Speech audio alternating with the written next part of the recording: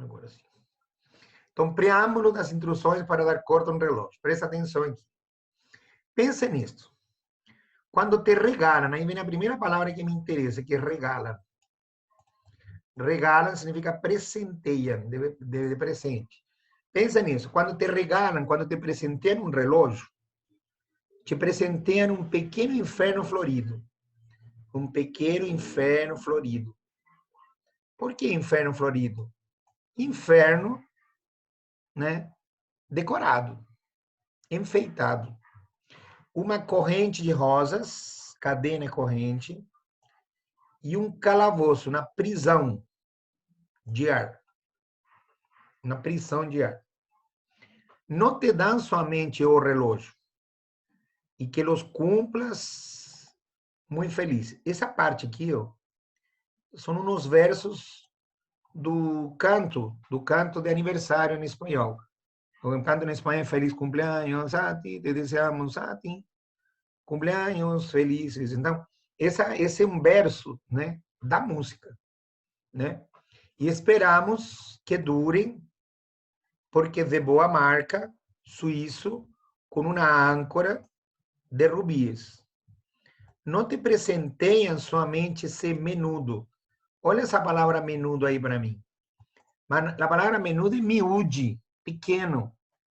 Se fosse acompanhado de uma preposição a menudo, vai ser frequentemente. Pica-pedreiro é uma picareta. Pica-pedreiro é uma picareta. Então, eu estou falando do pequeno, aquele som, pequeno som do ponteiro do relógio, né? Então, somente esse pequeno pica-pedreiro que te amarrarás à muñeca e passeará contigo. Te presenteiam, não lo sabem, o terrível que é não saber, te presenteiam um novo pedaço frágil e precário de você mesmo. Algo que é teu, porém não é teu corpo. Que há, que existe, lembra que esse ai é a forma impessoal do verbo haver em sentido de existir, que amarrar a teu corpo com sua correia, com um bracito, com um pequeno braço, desesperado, pendurando-se, colgando-se, olha lá, pendurando-se de tua muñeca. Te presenteia na necessidade de dar corda todos os dias, a obrigação de dar corda para que continue sendo um relógio. Te presenteiam a obsessão de atender a hora exata nas vitrines de joalherias. O anúncio pelo rádio no serviço telefônico. Te presenteiam o medo de perdê-lo, de que te roubem, de que se caia no chão e que se rompa. Te presenteiam sua marca e a segurança de que é uma marca melhor que as outras. Te presenteiam a tendência de comparar teu relógio com os demais relógios. Essa aqui parte está repetida. Te presenteiam sua marca, a segurança de que é uma marca melhor que as outras. Te presenteiam a tendência de comparar teu relógio com os demais relógios. Em português, tá vendo? Não te regalam um relógio. Eres o presente, é a você que oferecem para o aniversário do relógio. Então, o que eu quero te chamar a atenção aqui é o seguinte, presta atenção. Essas palavras, regalar, então, significa presentear, inferno florido, né? É um inferno decorado, cadena e corrente, calabouço e prisão, âncora é uma âncora mesmo, que te regalem, presentear menudo, pica-pedreiro, é o fino, que eu te falei, o delicado ponteiro, né? Som do ponteiro. Ai, forma impessoal do verbo haver em sentido de existir. Bracito, diminutivo de braço, bracinho, desesperado e colgando-se pendurado. Não te regalam um relógio. Você é o presente que te dão para o aniversário do relógio. O que eu quero te chamar a atenção, não sei se vocês perceberam na leitura, é o seguinte. Eu poderia trocar o relógio para eu poder atualizar esse texto com o uso do celular. O celular hoje, ele faz parte da gente. Se eu te dou um celular hoje, você fica tão pendente desse celular, que o celular faz parte da tua vida. Parece que uma mão, um dedo, um braço, né? Se você perder esse celular, pelo amor de Deus, né? Morre. Então, o que eu quero te dizer é que a gente dá valor a coisas materiais de uma forma exagerada até. Antigamente, o relógio ele significava símbolo de status. Antigamente, um menino de sétima série ganhava o relógio que era do avô que o pai dava para ele. Era um relógio de ouro, né, 18 quilates, era uma, sabe? Imagina um menino de sétima, oitava série dar um relógio de ouro. Era uma peça que significava tradição, responsabilidade, crescimento, né? O cara estava adquirindo mais responsabilidades, né? Então, isso que eu estou te comentando. É isso que eu estou comentando. Então, é uma coisa que é importante vocês recordarem. Que o relógio tinha um significado antigamente. Muito importante. Hoje, o celular. Mas são valores, né? São valores. Então, você tem que ter cuidado que está sendo colocado aqui. A pessoa fica presa ao relógio. A pessoa fica, para que ele funcione, ele tem que estar dando corda, tem que estar prestando atenção aonde está o horário, a hora exata, enfim. Hoje é a mesma coisa do celular. O celular tem que ter um lugar onde você tem uma tomada para você colocar ele para carregar, senão não funciona. Então, quem fica preso? Quem que é o verdadeiro dono, né, do relógio ou do celular, se estou te comentando? Você que é dono do celular ou o celular que é dono de você? Porque se você ficar pendente dele, então você fica dependente dele. Você faz parte do celular e não o celular parte de você. Entende a diferença? A questão de valores, né? Então, aqui o cara perguntou esse aqui, ó. E nesse texto, Júlio Cortázar, lembra de Júlio Cortázar, né? Transforma pequenas ações cotidianas em criação literária, é o que eu te falei. Pequenas ações cotidianas, pequenas ações do dia a dia. Escovar os dentes, subir a escada, né? Essas coisas, dormir, essas coisas. O que ele queria fazer com isso? Ó, então, no texto, o Júlio Cortázar transforma pequenas ações cotidianas em criação literária. Denunciando a má qualidade dos relógios modernos em relação aos antigos, não tem nada a ver. Isso é totalmente absurdo, essa questão.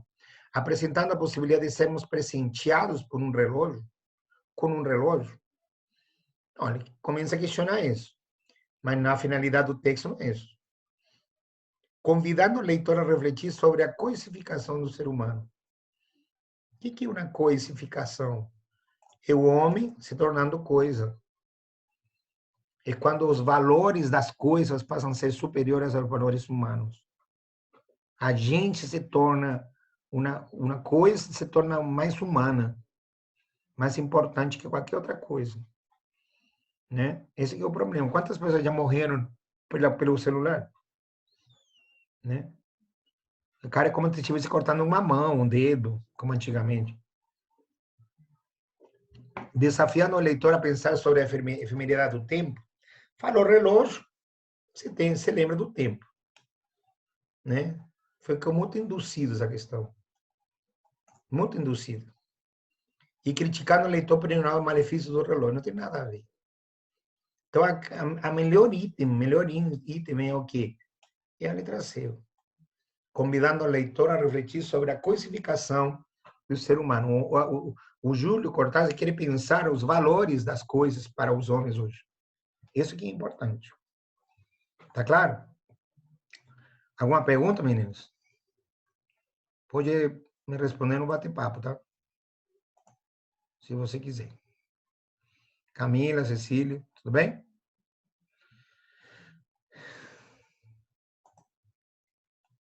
Sim, isso. Beleza, continuamos então agora. Vamos lá.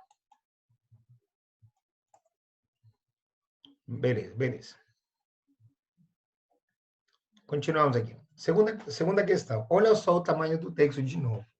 Eu que te falo, um aluno que deixou essa prova para o final, fez correndo, não deu tempo. Infelizmente, não deu tempo, não deu tempo, por mais que o cara soubesse espanhol, ia ficar meio difícil. Você ia te prejudicar.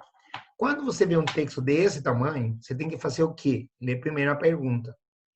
Olha a pergunta, questão 2. Nessa notícia, publicada no jornal argentino, página 2, citam-se comentários de Estela Carlotto, presidenta da Associação de Abuelas de Praça de Maio, com relação à decisão do Tribunal Argentino. No contexto da fala, a expressão uma de cal e outra de areia é utilizada para. Então, eu quero saber, no contexto, a fala da expressão uma de cal e outra de areia é utilizada para quê? Então, vamos entender melhor isso aqui. Se você sabe alguma coisa cultural, fica mais rápido a seu entendimento, a sua compreensão, eu acho. Então, se eu estou mais ou menos por dentro do assunto, eu fico mais seguro da interpretação que eu vou lhe dar. Vamos entender melhor. As abuelas de Praça de Maio, é uma questão que existe na época da ditadura militar na Argentina. Existia um grupo de mães e de avós se juntaram na praça central da Praça de 21 de Maio, em Buenos Aires, para reclamar pela desaparição dos esposos, netos, filhos, né, dessas pessoas, né? Então, eles chegavam em helicóptero, chegavam nessa população de pessoas, operária quase sempre, pegavam os homens e sumiam com eles desapareciam totalmente. Então, as mães e as avós e as esposas se juntavam nessa praça, só mulheres, né? E começaram a reclamar pela presença, pelo paradeiro desses presos políticos. Aí se criou essa Associação de Abuelas de Praça de Maio, que hoje em dia é uma ONG, uma associação que também se preocupa de todo tipo de desaparecidos. Crianças desaparecidas, todos desaparecidos caem com eles. Bom, Estela Carlotto é a presidenta dessa associação. Então, o que ela diz? Ela diz, uma de cal e outra de areia. Então, eu tenho que saber por que razão Estela Carlotto falou isso. O que quis dizer com isso? Então, vamos entender a história agora. Na sala 2 da Câmara de Cassação Penal, ordenou que a Marcela e Felipe Nobre Ferreira, os filhos adotivos da dona do Clarim é um jornal, tá? Se submetam a uma extração direta com o consentimento de mínimas amostras de sangue, saliva, pele, cabelo e outras amostras biológicas, que eles pertençam de maneira indubitável para poder determinar se são filhos de desaparecidos. O tribunal assim deu lugar, fez um lugar a uma reclamação das abuelas de Praça de Maio. E movimentou um espaço a uma causa judicial que já leva 10 anos de indefinição. No entanto, simultaneamente fixou o limite e somente habilitou a comparação dos perfis genéticos dos jovens com DNA de famílias de pessoas detidas ou desaparecidas com certeza, até o dia 13 de maio de 1976, no caso de Marcela, e até o dia 7 de julho do mesmo ano, el de Felipe. A obtenção do material genético não será imediata, já que algumas das partes apelarão e o tema inevitavelmente terminará na Corte Suprema, que terá palavras finais sobre a discussão principal. É uma de cal e outra de areia. Ele querer ficar bem com Deus e com o diabo. Resumiu a presidenta das abuelas, Estela Carlotto, em sua primeira impressão da resolução que assinaram Guilherme Jacobus, Luiz Garcia e Raul Madulem. Então, a resposta está aqui, ó, nesse pedaço. Então, na realidade, eu quero que você me leia esse pedaço, está vendo? é uma de cal e outra de areia, é querer ficar bem com Deus e com o diabo, resumiu a presidenta Estela Carlotto, sua primeira impressão da resolução que assinaram Guilherme Gico Bussi, Luiz Garcia e Raul Madolém. Então, entende bem. O que falar uma de cal e outra de areia? A mesma coisa que Deus, ficar bem com Deus e com o diabo. Que significa, por sua vez, querer agradar a gregos e a troianos. Ou ficar em cima do muro. Então, se você olhar como esse ditado, entender esse ditado, que na realidade é isso, que é um grupo de pessoas que politicamente querem agradar a um e ao outro. Isso aqui é o sistema judiciário, quer agradar a um quanto a outros. Né? Ainda assim, avaliou como um passo importante, porque determinou o que nos caiu mal, o que não agradou. Acotou. É a limitação temporal que permitirá que a comparação se faça somente num grupo de famílias, na qual, se a extração de sangue ou de elementos que contêm DNA, deve proceder. Seguimos com a história e de que aqui há em primeira e de segunda.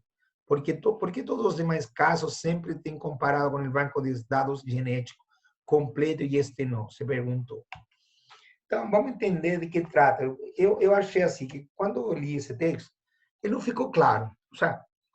Pela expressão dava para ir, dava para resolver, mas o texto, às vezes, a compreensão contextual não dava.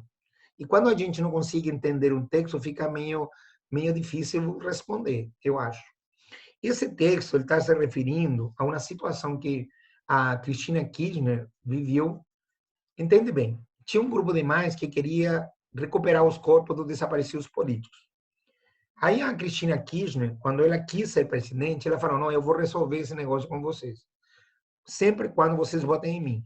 Ou comprar o voto, entre aspas. O que mandou fazer? Mandou fazer que eles fizessem uma obtenção de dados de DNA e mandou a fazer o dado de DNA, a fazer um banco de dados de DNA dos desaparecidos. Se eu encontrasse um DNA juntinho com outro, eu encontrava o resto mortal dessa pessoa e pagava a indenização. Ela prometeu que ela pagaria uma indenização a essa família. Claro que isso nunca aconteceu. É uma coisa impossível de fazer. Tá certo? É uma coisa impossível de ser resolvida. Mas como ela queria dar uma satisfação, queria aparecer, queria... E ela pegou esses dois meninos. Esses dois meninos eram donos do Clarim, ou seja, eram filhos adotivos do Clarim, de um jornal importante na Argentina, que fizeram parcialmente a coisa. Então, a justiça, ela não deu razão nem ao presidente, nem ao governo, nem às pessoas que estavam entrando com o processo. Então, ficou em cima do muro. Então, ela deu raiva porque foi uma posição absurda do governo. Então, olha só, tá vendo? Então, quando uma pessoa falaria uma coisa dessa, né? Então, a expressão não de caldo de areia, é decir, ficar em cima do muro, é utilizada para quê? Referir-se ao fato da decisão judicial não implicar na imediata aplicação. Não. Destacar a inevitável execução da sentença. Ironizar a parcialidade da justiça nessa ação. Está vendo isso aqui? Ele está ironizando. A pessoa fala, a pessoa literalmente fala assim, nossa, é uma de caldo de areia, ou seja, não quer assumir uma postura, entende? Criticar a coleta compulsória do material genético ou enfatizar a dimensão judicial como algo consolidado. Se você olhar os 5 itens, para que uma pessoa falaria uma expressão dessa? Ironizar, ironia. Está ironizando que a justiça quer ficar agradando a grego e a troiano. Entende? Sempre, você nunca vai decidir nada em si, porque não tem postura para isso. Tá me entendendo?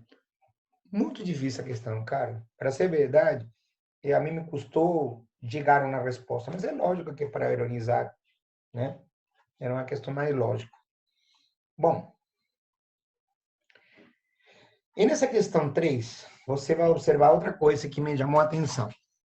Cecília e Camila, está tudo bem? Entenderam essa questão anterior?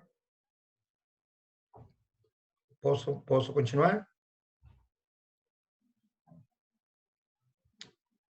Tudo certo, beleza. Tudo certo com a Cecília e a Camila. Então tá. Dá uma olhada. Tudo certo, beleza. Olha só aqui. E nessa questão 3, tá vendo esse muro aqui? É um muro branco e eu nas letras pretas. Isso aqui é uma ação poética. O que é uma ação poética? É um movimento literário que surgiu em Peru e que se espalhou pela América através das redes de internet.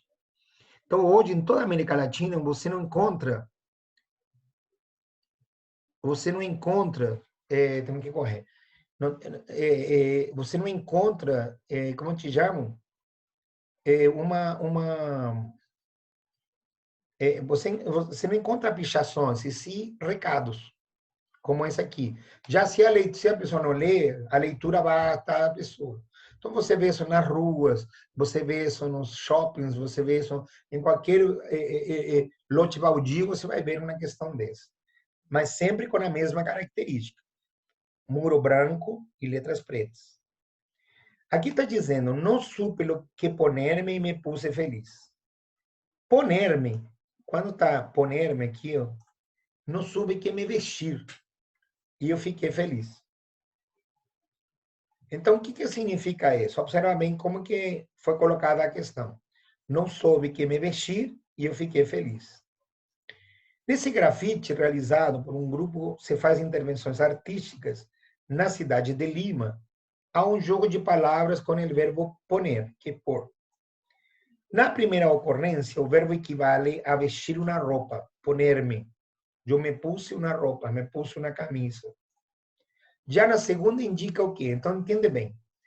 Como ele não sabia que se vestir, ele ficou feliz. Está vendo que são duas ações que mudaram o estado. Quando ele tinha que se vestir, quando ele sabia que se vestir, ele não era feliz. Quando ele não soube que se vestir, ele ficou feliz. Entende? Então, o que isso indica? Indica a segunda parte, início de uma ação, mudança de estado, conclusão da ideia, simultaneidade de fatos, continuidade do processo. Mudança de estado. Ele estava triste, quando não soube que você vestir, ficou feliz. Essa que estava a questão. Agora, minha pergunta é, não sei se vocês concordam comigo, que eu poderia ter te ensinado a interpretação disso. O que tem a ver a vestimenta com a felicidade? Vou te explicar em curtas palavras. É assim. Você faz parte de um grupo social. Então, você tem que se vestir de acordo com esse grupo social. Camisa de marca, uma postura, né? Senão você não faria parte desse clã, desse grupo. Tudo bem? Chega uma idade, cara, em que as pessoas não estão nem ligando para que você larga de ser uma propaganda ambulante. Então, como você larga de ser uma pessoa, uma propaganda ambulante, você não está nem aí para como a vestimenta dessa está. Então, você fica livre disso, livre de satisfazer os olhares dos outros. Você não está nem aí para a opinião dos outros. É isso que eu estou te falando. Por isso, a relação seria um valor mais interpretativo. Por isso que ele não perguntou isso. Ele perguntou só uma questão mais simples. Essa questão 3 foi muito balada, eu gostei. Não é a primeira vez que cai sobre essa questão poética. De Lima, da Argentina, do Chile, do Paraguai, enfim. Essa é um poética, ela prevalece hoje como um grupo latino-americano mesmo. Beleza. Essa é a questão 3. A questão 4 é um poema. Então, fala assim, água. Água. Então, Ortiz fala assim, al sonhar com um cântaro é um vaso de barro, na cabeça, que você leva na cabeça, será sucesso e triunfo do que você veja. Tomar banho num rio, onde a água escalda, onde a água é quente, que pega fogo, e agora é um presságio de inimigos e de facada nas costas. Cuchillo é faca, espaldas são costas. Tomar banho num rio de água porca é perder alguém próximo.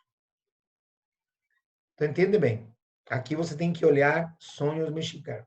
Uma das questões culturais dos mexicanos é o que se chama de superstições. O cara sonha com a superstição. Não pode passar, não passa por debaixo da...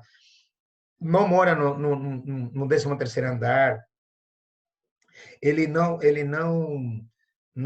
acredita em, como chama, não passa debaixo de uma escada, essas coisas. O gato preto passa pela frente numa sorte.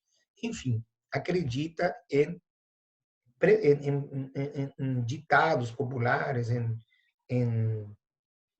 esse tipo de coisas, de presságios. Assim. Aqui está falando um sonho, tá vendo? Ao sonhar com um vaso na cabeça, que você leva na cabeça, significa que isso é sucesso e triunfo. Tomar banho num rio onde a água é quente, pegando fogo, né? É agouro de inimigos. Ou seja, se trata de inimigos de uma facada nas costas. Facada nas costas é traição. Tomar banho num rio de água porca é perder alguém próximo. Então, são chamados de sonhos mexicanos. Então, vamos entender melhor. Questão 4. O poema retoma elementos da cultura popular mexicana que refletem dois aspectos que a constituem, caracterizando por quê? Percepção dos perigos ao tomar banho em rio de águas poluídas, crença na importância dos sonhos como premonições ou conselhos, necessidade de resgate da tradição de carregar água em cântaros, exaltação da importância da preservação da água, a cautela no tratamento com inimigos e pessoas traiçoeiras. Presta atenção. A mim me chamou muita atenção essa questão, sabe por quê? Porque nessa época se falava demais sobre a questão da água. A água, a falta de água, a necessidade de água pelo planeta, enfim, não está chovendo, os climas, a influência do clima com a falta de água, os degelos, enfim. Só que se você seguia por esse ponto, você marcaria a letra D. Só que o texto não falou isso. Qual é a questão cultural da popular mexicana? O cara acreditar em sonhos. E os sonhos têm mensagens. Essas mensagens é a crença na importância dos sonhos como premonições e conselhos. O gabarito vai ser a letra B de bola. Isso é aquilo que é um aspecto cultural, elementos culturais. Eles são muito supersticiosos. Você não pode... Você tem que respeitar, não adianta. Você conhece, você vai ter que respeitar. Tenho 2 minutos agora. Inestabilidade estável, ele é um texto que me chamou muita atenção por 2 pontos. Primeiro, olha o título, olha, vamos aqui. O título do texto antecipa a opinião do autor pelo uso de 2 termos contraditórios. Quando me fala de termos contraditórios, eu penso em 2 figuras de linguagem. Na antítese e no paradoxo. O que ele está te pedindo nessa questão, nada menos é que, aonde que tem um paradoxo aqui? Como que eu vou ter inestabilidade estável? Eu não precisava de ler o texto. Ia perder tempo. Ia me perder filosoficamente falando. Ele não tem sentido. Eu estou querendo... Isso é sobre isso aqui. Ó. Aonde que eu tenho um paradoxo ou uma antítese?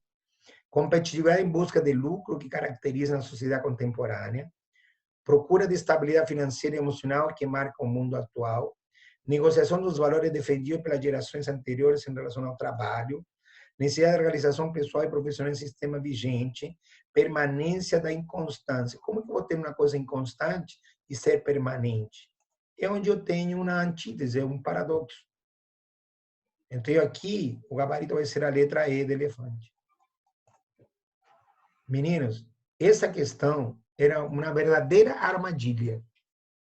Repara, não sei se você observou, foi meio complicado, né? Essa questão que estava difícil, essa que estava mais ou menos, essa questão estava difícil. 3 ou 4 questões, eu não só fazia 2, eu acho, no máximo. Viu? Bom, meninos, eu vou terminando por aqui, né? Minha aula já está acabando. Alguma dúvida? Cecília, eu vou pegar esse simulado e vou analisá-lo com você, certo? Vou pedir para entrar em contato com você de alguma forma, tá?